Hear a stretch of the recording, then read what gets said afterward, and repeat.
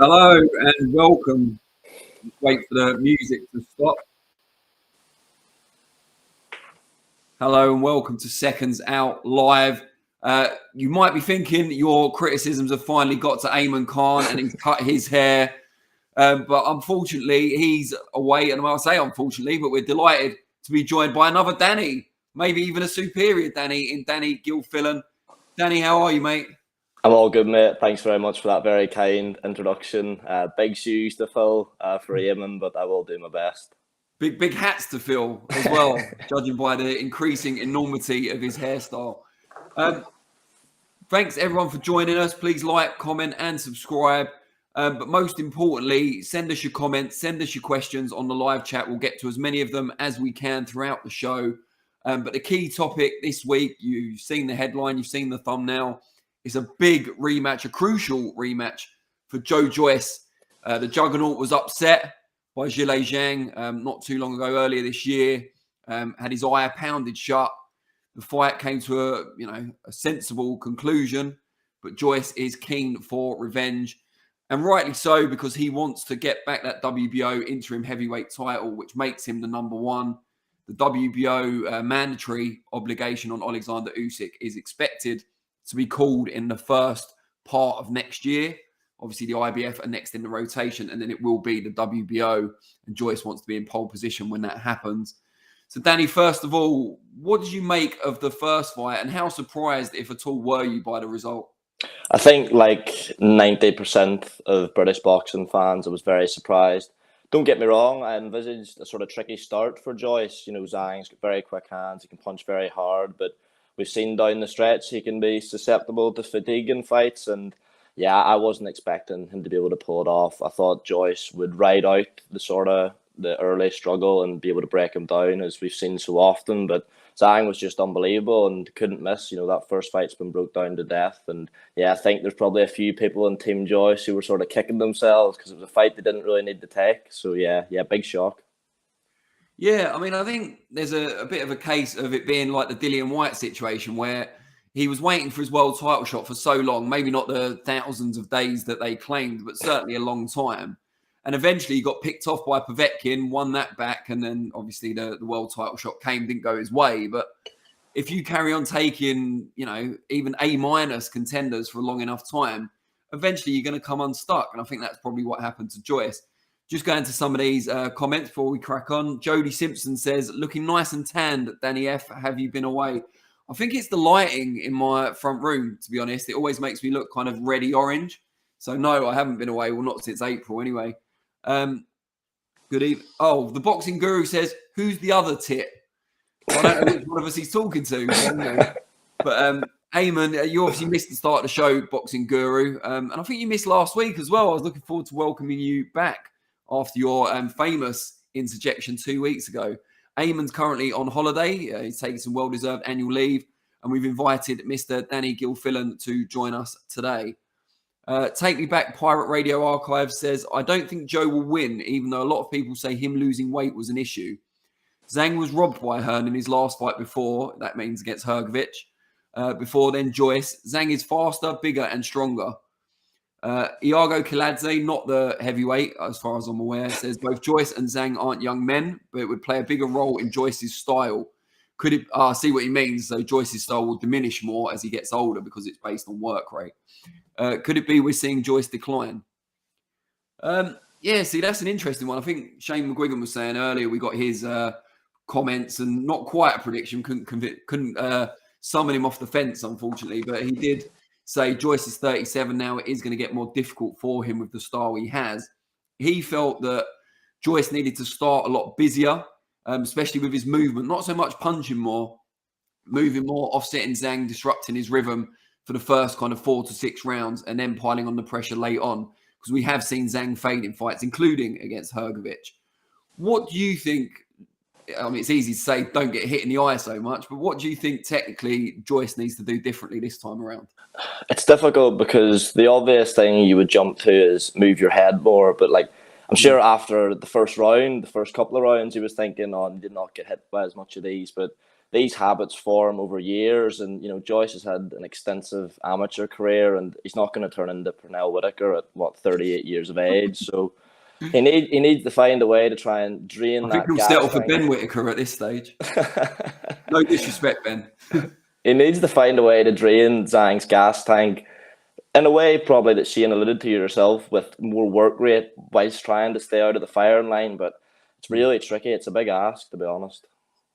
Yeah, it's like, I think what Shane was getting at is, put pressure on with the feet, show him different looks, make him work without working too much yourself. His basic point was, everyone always talks about what a great engine Joe Joyce has got for a heavyweight. We didn't necessarily see that. He shouldn't be keeping lots of energy in reserve for the later rounds if he's known for having that great gas tank. He can afford to put on, an even pace throughout the fight. But yeah, I mean, there seems to be a lot of straw grasping. It's not easy to say. Grasping of straws after the fight from Joyce's team, in that, the punch that showed that Zhang was fading and Joyce was coming on. And, Joyce probably would have stopped him if his eye hadn't been pounded shut by the constant barrage of left hands from Zhang. Will it be a case of Zhang just thinking, well, I don't need to do anything different. I won the first fight. Performance was pretty good. It's more of the same. You would imagine so. I mean, it's hard to sort of gauge someone's confidence level when you're going through a translator, but he seems confident from all my estimations, and as you say, why wouldn't he be? He will be aware that if the fight goes late, there's probably going to be a few hairy moments for him, but I do think concerns over Zhang's gas tank, whilst I don't think he's got the best gas tank in the division, they're probably slightly exaggerated because of that Jerry Forrest fight, and he ended up being taken to hospital with kidney failure and liver failure after gassing after a few rounds. So they're maybe not as bad as people thought, but I think he'll be aware that he needs to prepare for a late sort of barrage from Joyce if it does go there. And it looks like the odds have been changing as well. I saw someone on social media yesterday saying Zhang started off as quite a healthy favourite with the bookmakers when the rematch was first announced. But now, just less than a week before the fight, they're even. They're both 10-11 to win the fight, so they've got the same odds. So obviously a lot of money's been going in on Joyce. He was in great form before that defeat. He is probably the fresher man overall. He's been a pro for less time, I think, and had fewer fights. But his style is always going to lead to a certain number of miles being added to the clock with each fight, even in the fights that he wins, which again harks back to the Dillian Whyte situation. Yeah. And the majority of rematches do kind of underline what happened in the first fight. Kind of hope not for Joyce's sake, but if Joyce were to lose again against Zhang, do you think that's his career over? Or do you think, he can still be rebuilt for domestic clashes against the likes of maybe not Joshua, but Dillian Whyte, for example, and people like that? I think as a British heavyweight, as we've seen sort of in the wrong sort of reasons, your career's only over when you say it's over. Once you've reached a certain level, there'll always be big fights for you. Now, at 38, in terms of, ambitions of winning a world title, you would say it's all riding on this weekend. There's always going to be big domestic clashes, like you say. The Dillian Whyte fight's an interesting one. Obviously, it has to be sort of part for the time being. The Dubois rematch, that'll always be there. But how sellable is that? Both coming off sort of defeats at the top level. But, it sort of depends what ambitions he has. But it's no doubt an absolutely huge night for him this weekend. Take Me Back Pirate Radio Archive says, we see fighters equalise matters and revenge can be sweet. And then adds, I want Joe to win, but my emotions aside, I think Zhang is trouble. Yeah, I mean, he's a massive, fast-handed, strong southpaw. He can't be on anyone's list of who you'd want to fight in the heavyweight division. It's Shane, another thing McGuigan was saying earlier, I don't want to lean too much on his thing, because you might as well just go and watch the video rather than this. But he basically said, this is why heavyweight southpaws are always in demand, because you don't get many left-handed fighters in the heavyweight division, and they're always really difficult to fight. And a lot of orthodox fighters absolutely despise fighting southpaws. They find it really difficult to get to grips with them. And this is Joyce, despite him, fighting Usyk in the amateurs and a lot of other southpaws in the unpaid game, and still find it really, really tough. And what worries me as well on a kind of domestic heavyweight perspective is that we've got two of the guys at the very top of the division in Tyson Fury and Anthony Joshua. But then we're looking for someone to kind of assume the mantle once they're their careers are in the rearview mirror. You know, Fury's clearly got one eye on retirement. He talks about retirement every other week. But, you know, Joshua, they've talked about maybe, I know Thomas Hauser thinks he should retire. Eddie Hearn won't like that and doesn't like that. But who's going to assume that mantle? Because you've got Dillian Whyte, you know, lost clearly to Fury, previously lost to Joshua, and he's not getting any younger. You've got Joe Joyce, you know, again, the wrong side of 35 and trying to reclaim his career and his status in this fight.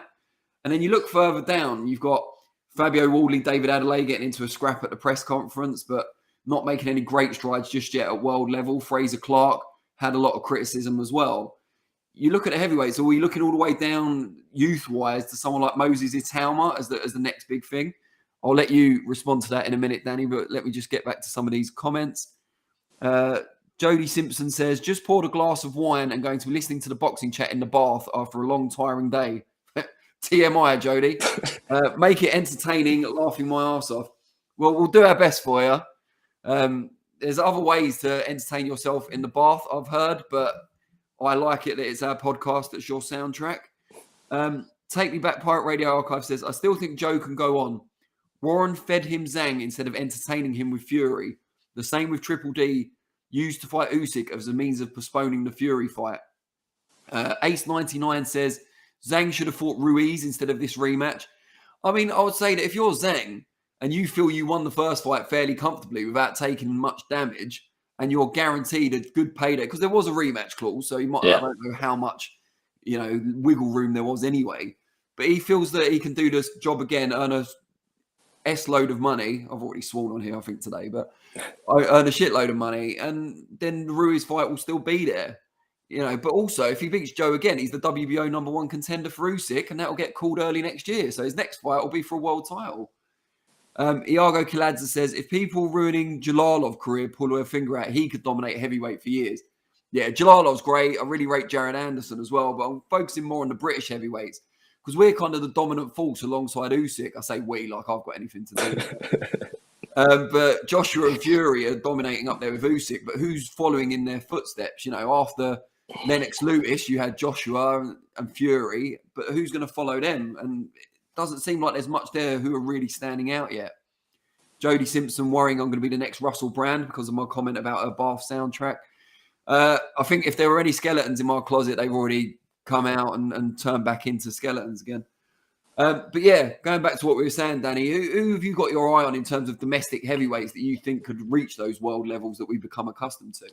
Yeah, it's tricky. I mean, I think we've been sort of spoiled for the last sort of certainly 5 years with British heavyweights up at the very top end of the division. And it wasn't too long before that you were in the sort of Klitschko years, the Baron years, where it was just the two Klitschko brothers and then Wilder just dispatching a sort of C-level opponents. And whilst I don't necessarily think we'll go back to that, I mean, you touched on Jalilov and Anderson.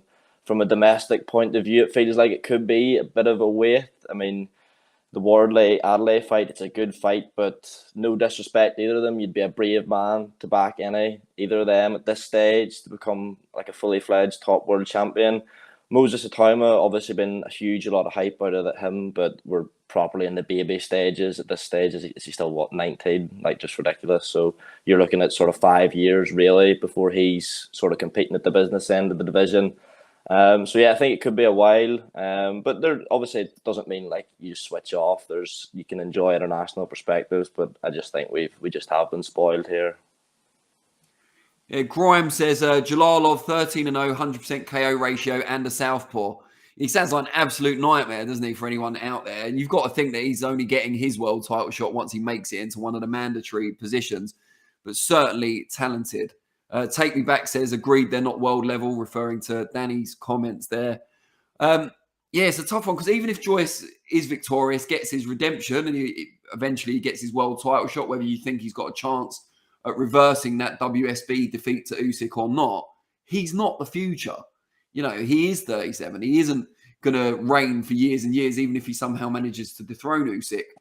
Daniel Dubois, I think a lot of people had high hopes for him, but now coming off 2 defeats, you know, to Joyce and to Usyk, and both punishing in different ways, it's hard to hold out a lot of hope that not that he won't win a world title in the future, but that he could be the man, if you like, in the same way Joshua has been and Fury is now, at least for some people. I know there's a lot of Fury hate out there as well. And we're going to be talking about the Ngannou fight and that whole type of fight in a little while. But before we do that, Danny, what's your prediction? Tell us how it's going to go down on Saturday night. Oh, I've been mulling it over the last few days. You know what? I think Zhang will stop him again. I think it could be potentially even a more conclusive stoppage, like not injury inflicted, because I know it was the eye the first time, but from in the second round, I think it was, like, he was properly hurt and staggered, and I just think there seemed to be too many adjustments that needed made in a relatively short space of time. And at 38, that long amateur career, chin's got to get properly cracked at some point, and it wasn't far off in the first fight. And if we get the same version as Zhang, which is obviously no guarantee given his age as well, I'm really struggling to see past him doing it again, to be honest. I hope I'm wrong. I would love to see Joyce win and go into a sort of monster fight next year, but I'm going for a repeat, I think. I actually think Joe might pull it round this time. I don't know exactly what they've been working on in camp, and I hope the initial kind of inkling that they thought Joe just got kind of didn't start fast enough and kind of got outworked early, and then the eye shut, and it was unfortunate. He was kind of outclassed for a lot of the fight. So I'm hoping they've worked on a lot of that. You know, he's got a really, really good coach out there in Vegas, of course, as well. So you've got to hope that they've worked on that sort of stuff, him and Ismail Salas. And fingers crossed he can, you know, Joe's never going to be a technical marvel, as you said, you know, not Pernell Whitaker at this stage of his career or any stage, to be frank. But he can move, including his head, as we saw against the boy. He can use his jab mark, and he can think his way through the fight a bit better than he did. I think his boxing IQ is underrated because people watch him in interviews. He's not, you know, the most engaging talker necessarily. But I think he can pull it round. And if he's going to do it, it would have to be via late stoppage. I don't see him winning early, and I don't see him winning on points necessarily either, although it is in the UK, which could be a help if it goes to the cards. As we've seen in recent times, no point denying it at this stage. But yeah, I think Joe can maybe get a late stoppage this time around.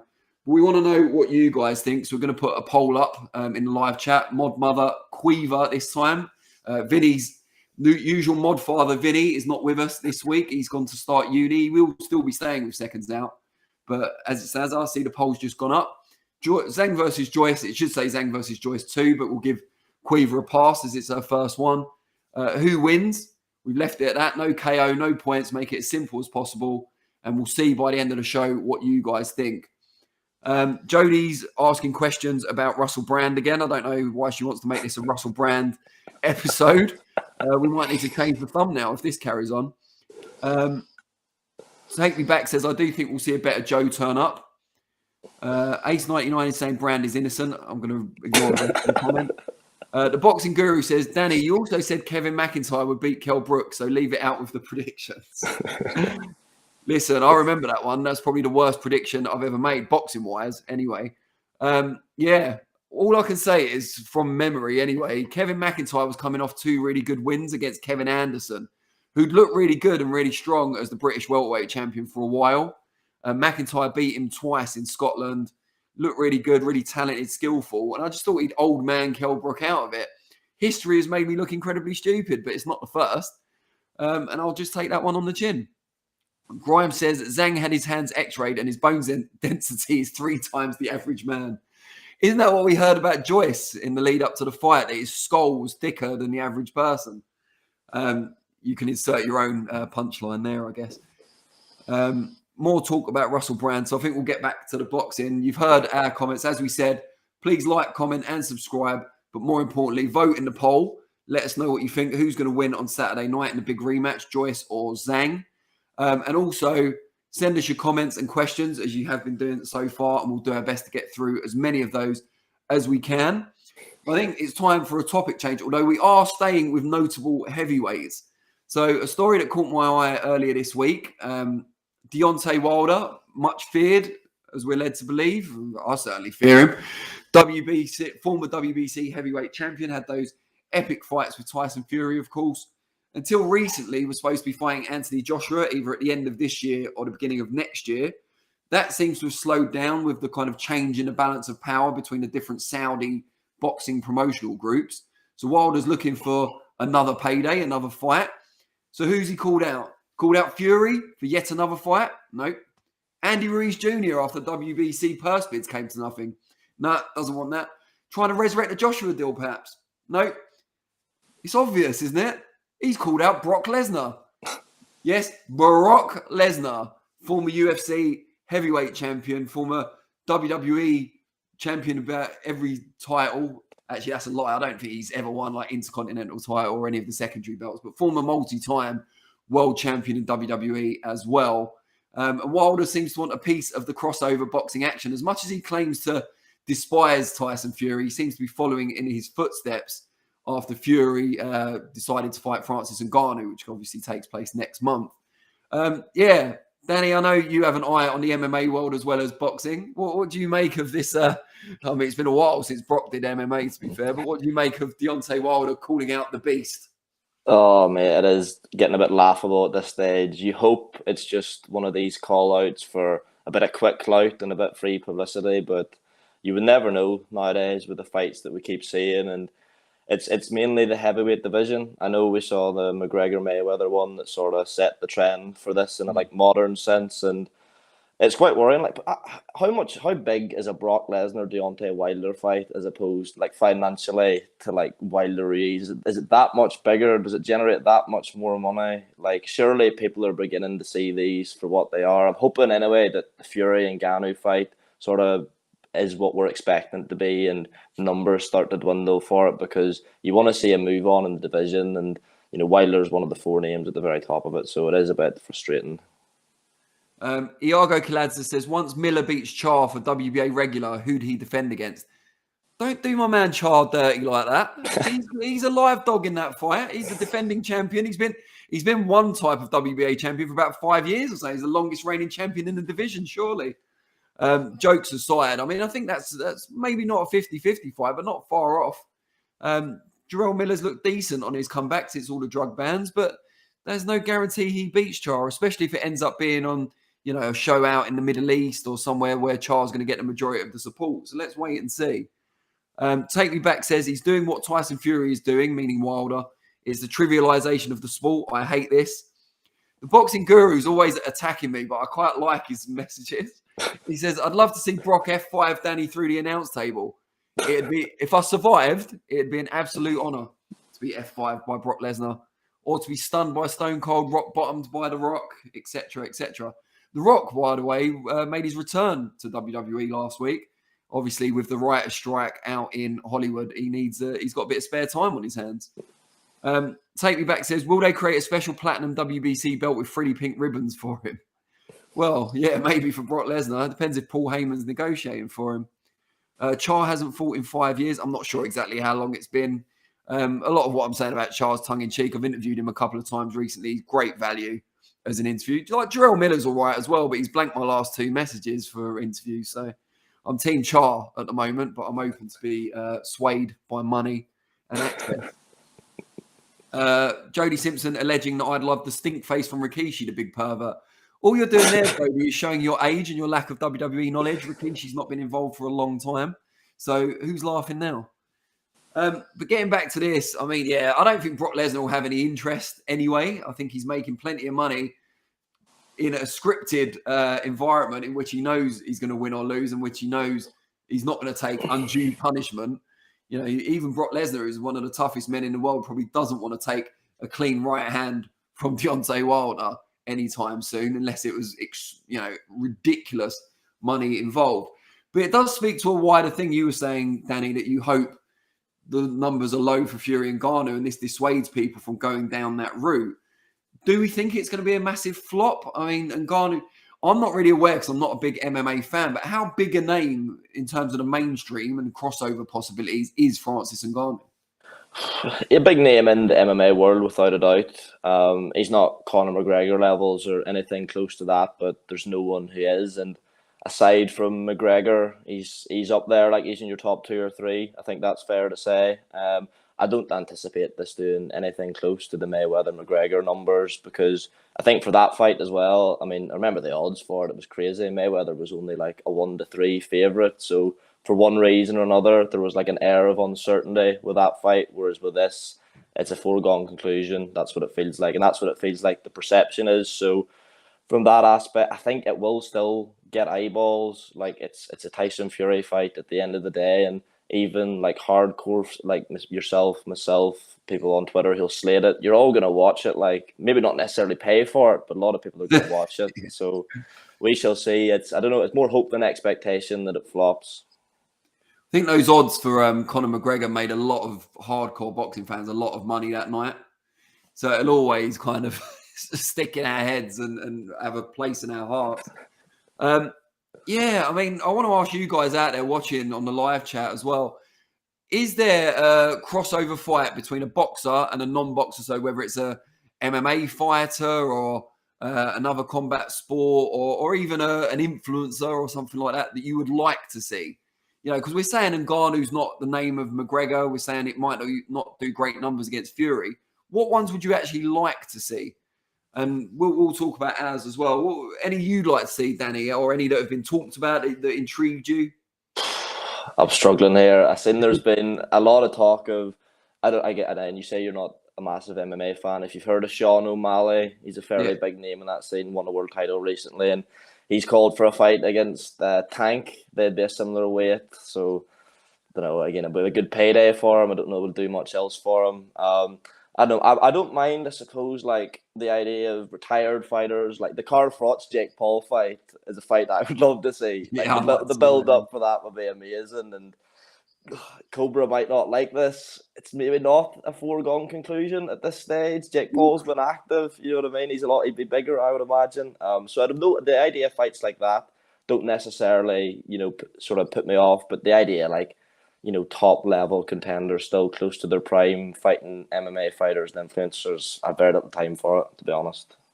So you heard it here first. Jake Paul has a chance against the Cobra, Carl Froch. Just make sure if you tell anyone about that it was Danny Gilfillan, not Danny Flexen. Carl Froch on my back. I think he'd like Jake Paul on his back, but we'll wait and see if that ever comes to fruition. I mean, it's a tough one. Yeah, it's not really my thing, any of this stuff. I wasn't even into Mayweather-McGregor particularly. So, I quite like what Jake Paul's doing, but I've got no real interest in seeing him against an actual boxer that's, a world champion or around that level. I was really into his fight with Tommy Fury because I thought that was quite a well-matched fight. It was a big spectacle. There was a lot of talk in the build-up. I'd spoken to both guys. I'd met Tommy. Obviously, I'd spoken to Jake on Zoom. I'm not sure if I met him. But yeah, so I was kind of invested in that. But beyond that, I'm not sure. It seemed to kind of peak with that. But then you've got KSI against Tommy Fury, which is coming next month. And to be honest, for us as a channel, that's going to be one of our biggest events of the year, if not the biggest. It does crazy numbers for us because you've got the boxing audience from Fury and you've got the influencer audience, of which we've got a fair amount from KSI. And a lot of people seem to think it's close. I spoke to Shane McGuigan today, as I said earlier. He didn't think it was particularly close. He didn't give KSI much chance. He said he's no better than Jake Paul, but he is smaller. So it'll be less of a challenge to Tommy Fury. Moving on to that, Danny, KSI and Tommy Fury, how much chance, if any, do you give KSI? And do you give him more or less of a chance than Ngannou against Tyson Fury? Oh, it's a good question. I don't give him much chance, first of all. Maybe a smidge more than Ngannou has against Fury, just because, like, Fury's, for whatever you think about the fight, him personally, you can't deny he's a masterful boxer, like, and even the dimensions of him, it's just going to be so difficult for Ngannou to get near him. Whereas Tommy Fury, whilst I believe he's a level 2, 3 above KSI, there's more margin that he will make a mistake and will get caught, but I give him very little chance. I mean, Jake Paul has been fighting at least combat sports athletes, MMA fighters with a degree of striking pedigree. KSI has been knocking out like FIFA YouTubers and rappers. Like even the difference in competition between those two is really pronounced. So I'm expecting Tommy Fury to make fairly comfortable work of him, I have to say. Jody's having a go at me now for not reading their comments anymore. We've only got so much time. We are supposed to talk about boxing to an extent on this show, but yeah, there you go, Jody. We've just read out your comment about us not reading comments. So I hope that satisfies you. The boxing guru back again. This guy is indefatigable. Says Danny Flexen versus an XL bully is the only crossover fight I'm interested in. It's one I'd definitely lose, but I'd have to quote that, what is it, thing that's on Facebook all the time. People blame the bullies, people blame the other dogs. No one blames the owners. So there you go. Take Me Back says Fury will come in overweight and still destroy him. I'm assuming that's referring to Tyson. Oh, yeah, and he says Tommy will beat KSI. Yeah, I don't know. I mean, I find it hard to see any way KSI beats Tommy in that everyone he's fought so far has been an influencer, not even a combat sports. Like Jake Paul fought a lot of ex-MMA stars. I know he fought a former basketball player as well, but in the lead up to fighting Tommy Fury, he was going against people like, Ben Askren and Tyron Woodley and people like that. So there was a combat sports background and they were generally people coming to win. I don't know how much of these fellow influencers have a genuine belief that they can beat KSI. And also it means that he's not getting the rounds in that Jake Paul got before Tommy Fury. He's blasting people out early, overmatched opponents. So when he goes in against Tommy and Tommy's still standing there after 2 or 3 rounds and he's proving more than capable because although he's only a low-level boxer at the moment, he's been around the sport his whole life. What's KSI going to do? It could look like a mismatch technically very early on. We hope not for entertainment purposes, but as Danny was saying about hoping Tyson Fury and Ngannou doesn't do particularly well because it will cause the ultimate demise of crossover boxing, this could work in the same way. If Tommy against KSI is an absolute mismatch, over early, KSI doesn't have any success, then maybe we will see less and less of this sort of thing. Jodie saying something about I DM'd her a few weeks ago. Nah, that never happened. I don't DM anyone anymore after the old Sonny Edwards debacle of about a year ago. I'm far smarter with my social media dealings these days. So moving on, we've gone through the crossover stuff, but I said about 5 times already in this episode that I was at Shane McGuigan's gym earlier today in Leighton, next to Leighton Cricket Ground. It's a very strange sort of area, Leighton. It's like the real poverty-stricken places rubbing up against the brand new buildings and stuff. But the gym itself's lovely. Shane was there, his brother Jake, a lot of media, of course, plus Ellie Scottney, Caroline Dubois, Adam Azine, Chris Billam-Smith. Chris Billam-Smith, just as an aside, sweats more than any boxer I've ever seen in my life. He's like a horse after just winning the Grand National. He's absolutely dripping after he's only been doing a few minutes of pad work. It's crazy. Must help him make weight, I suppose. But yeah, so he was there. And we were all talking and everything, doing the interviews. But it made me think about the regard in which we hold trainers, particularly in this country. Shane McGuigan, from other people I speak to, is generally thought of as being one of the country's better trainers based on the people he's worked with and what he's led them to. So I guess, who do you rate, Danny, as some of the better trainers, either worldwide or in the UK? And what do you judge it on? How do you judge who are the better trainers? See with trainers, like a lot of people put a lot of stock in the trainer. And obviously it's a factor, but I mean, like people have been citing Bomac as this great trainer, for example, and obviously it was a great result for Eubank Jr. But aside from that, the only fighter he's worked with Terence Crawford. So how can you say he's this like world-class trainer when you're working with a fighter of that caliber? And I know you see it all the time where a trainer starts to get like a big reputation and then they'll have one bad performance and people will start calling them a fraud. Like we saw it with Derek James, like however many times trainer of the year, and then after Spence Crawford, you start seeing people on like, is Derek James all that? So I think just in general, we put a bit too much sort of credence on trainers and how much impact they have. In saying that, I think Shane McGuigan definitely is one of the best UK-wise. You don't often see a trainer take a fighter from, I mean, you mentioned Chris Billam-Smith, the perfect example, from like really like English level essentially, and not being tipped for, a great deal more than that to, a fully legitimate world champion with a win against one of the best in the division. And you also look at the fighters who have left McGuigan, and in some people's eyes, there's been a decline. Carl Frampton, one of them, Josh Taylor as well. So I think Shane's one of the best we've got to offer stateside. Again, Derek James, I mentioned, he's got a great stable of fighters, but I don't really, put the trainer in the same level of importance as a lot of people, I don't think. Jody says, you said I reminded you of your ex. Now I know you're lying, because if you reminded me of my ex, there's no way I would have DM'd you unless it was with a restraining order. Take Me Back says, sometimes picking up new styles from trainers can confuse fighters. Eubank Jr. was confused by so many trainers, I think. Yeah, perhaps, but I also think Eubank Jr. struggled to listen and to take advice from a lot of the trainers he's had over his career. I think the reason why he was more willing to do so with Roy Jones was because of the track record Jones had as a fighter, former pound for pound #1, multi-weight world champion, one of the best, if not the best, or most talented fighters of his generation. Even though he's unproven largely so far as a trainer, I think Eubank saw in Jones the credibility that he wanted from a trainer. And now, obviously, working with Bomac, or he was, who was coming off that win with Terence Crawford over Errol Spence. Again, it comes with a massive load of credibility that Eubank can rely on and trust, and he'll do everything he's told.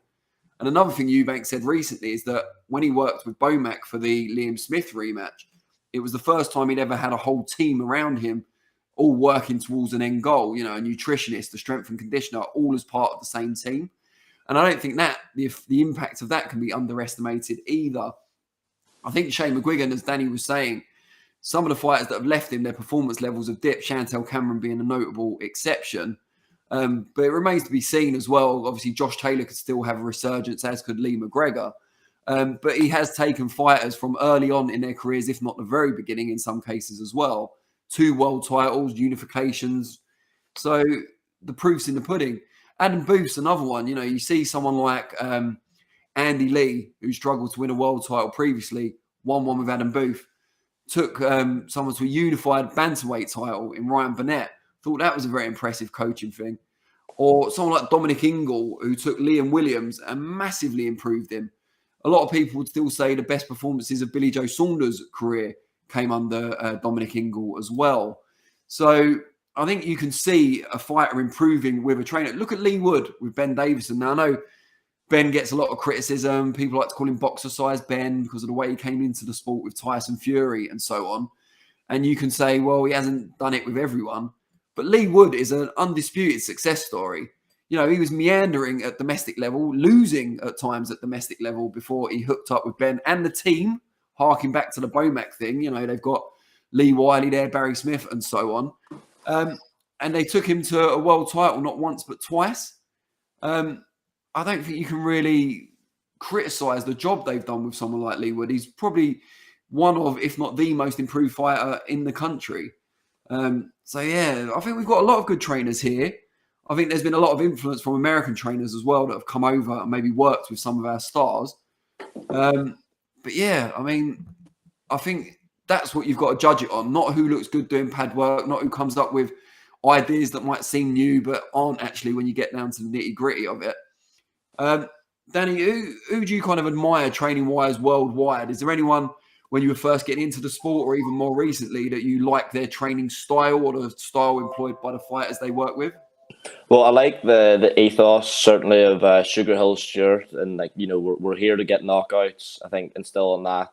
There's not going to be a boxing fan on the planet who doesn't admire that. I like the way a lot of trainers carry themselves. I think Joe McNally speaks very well. Makes it more about the fighter than himself.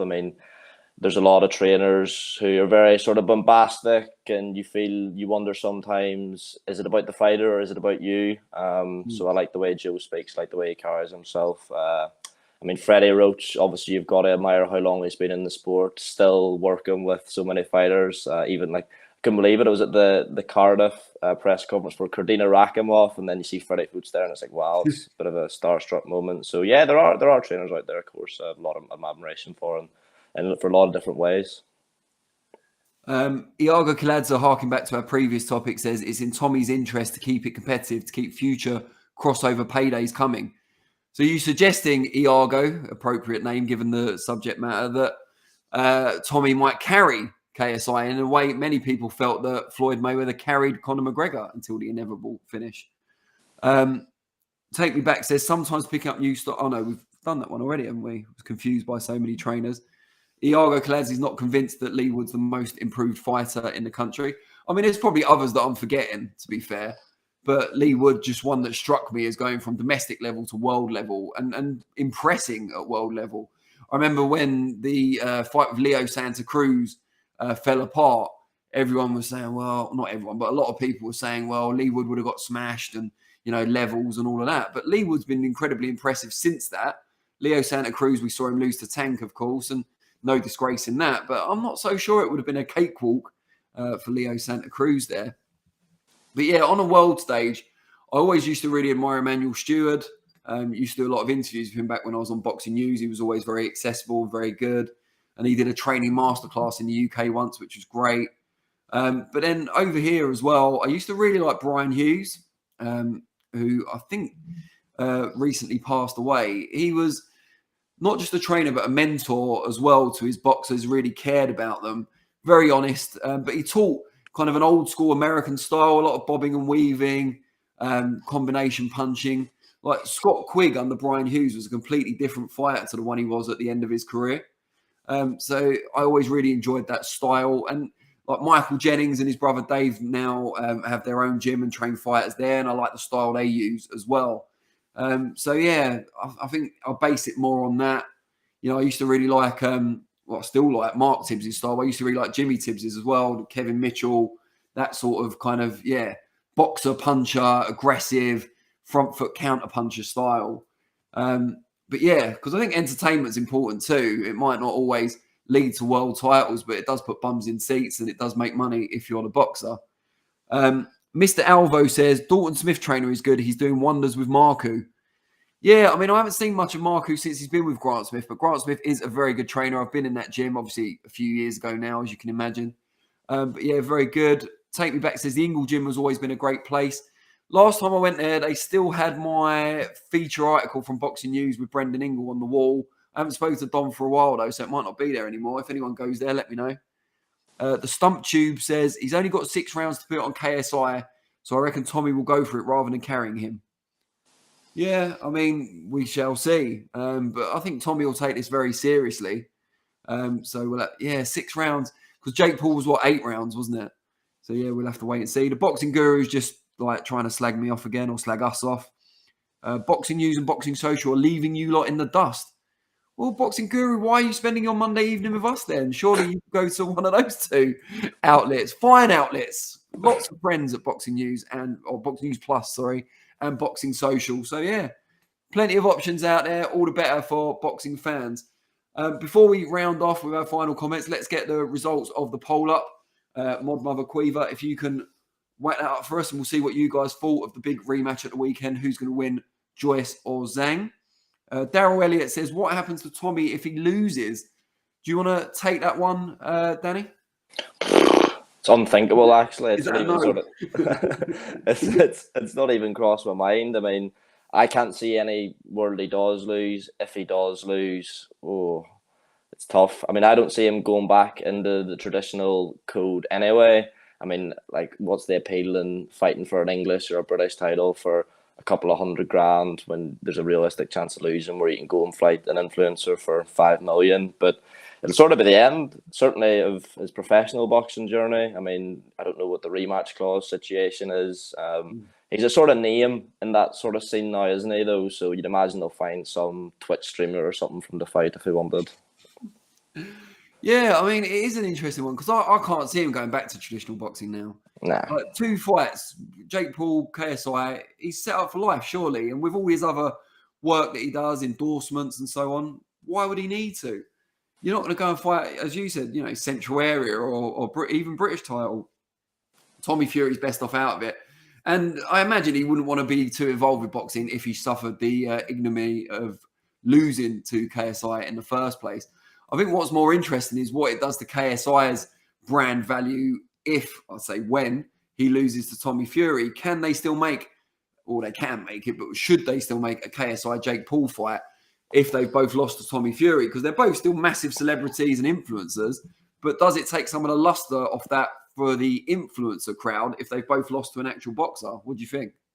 I don't think it does, because it's sort of that caveat, well, that was the ceiling, he was a proper boxer. But in that sort of influencer space, I think it's more the history, the personal beef between them that I think people just want to see them fight. And I was discussing this with one of my mates the other day. The numbers that fight would generate would be absolutely ridiculous.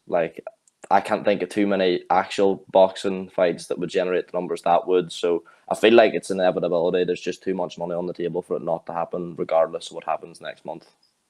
as the boxing guru has just helpfully pointed out, it appears that Danny G has been frozen in time, like a timeless picture. We could still hear you, but you see your picture seems to be frozen, so you might want to jump out and jump back in or something similar. Tommy says, if Joyce can move his head, he will win. Zhang will tire out, and Joyce has a great engine. Iago Kaleta says, have you ever been to Coldwell's gym? He likes it hot like the old school American gym. I wish I'd have read the second part of that comment before I started reading it.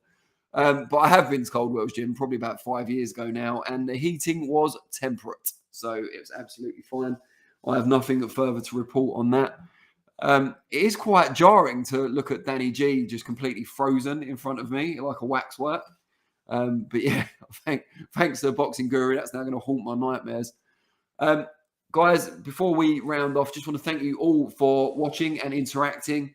Without your comments and your questions, we'd really struggle to fill the show and to he's back, and to make it the show that it is. So really appreciate you all helping us out in that regard.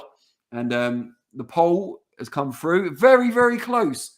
50% to Zhang, 49% to Joyce. So a narrow win for Zhang. We assume the other 1% spoiled their ballots. So yeah, Zhang's going to win again, narrowly, according to our viewers. Daryl Elliott says, Boxing Guru has no idea. I think I should just end the comment there. This interactive show is the future. Gives us a chance to get involved. Yeah, I always used to really like the Jetsons as a kid.